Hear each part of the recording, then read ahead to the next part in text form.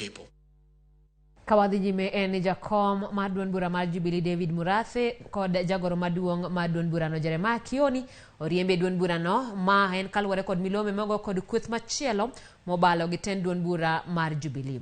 Jaod bura ma Yala Kanini Kega kane twage jofwambo wacho ni komiti duond bura no mochung'ne kumo jomobalo gi chike mage noyudo jotelo ariyo go gi ketho mar timre marach kendo chayo moko kuom jotelo mag duond bura no.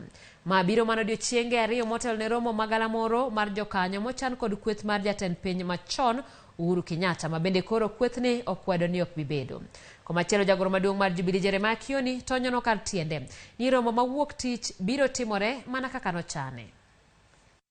Dala ariyo motelo ne romo magalamoro mochan kod jatend duond bura mar Jubilee Uhuru Kenyatta yuaruok makoni kod kocha koro tedore ei duond bura no ka kweth masiro Uhuru Kenyatta wacho ni romo no biro timore kaka nochan. Kata kamano kweth motelne kod jaod bura ma Yala Kioni tonyono piny ni romo no ochana taro mar chik mag duond bura no kendo ok bitimore. Kweth mar Kanini no bedo gi romo mar jotelo masiro kweth no kama ne gilando moko kuom duoko mowuok e komiti machiwo kum ne joma obalo gi chike mag duond bura no. We have accordingly resolved to adopt the findings of TNDC as follows.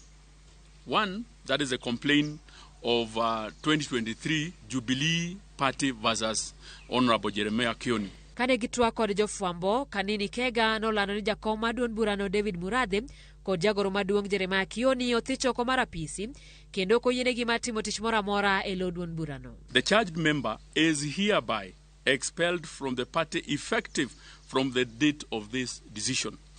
B. No order as to the cost. Honorable David Murathe.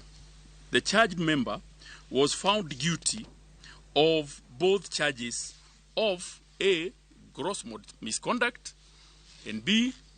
Lack of respect to the decisions of party and organs of the party. Kao siro nigin e bath kweth machiko puodho duond bura no, Kega bende wacho ni romo mar jokanyo michano chieng' wuok tich juma manyien ok bitimore kaluwore ni ok obage e yor chik. Members of our party be notified of the IDRC ruling that has stayed the SNDC that had been conveyed or convened by His Excellency Uhuru Kenyatta for the 22nd May 2023. So in fact it means that there will be no special NDC on Monday. Wachnyo kwed kod jagoro maduong' mar Jubilee Kioni moyiengore kweth machielo mar Jubilee ko wacho ni romo biro bedo mana kaka nochane kendo Kega giri loso e tok chik.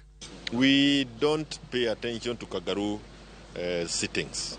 We had addressed that issue earlier, and I can tell you again, if you want to know the legal organs of the party, then you look at the Kenya Gazette.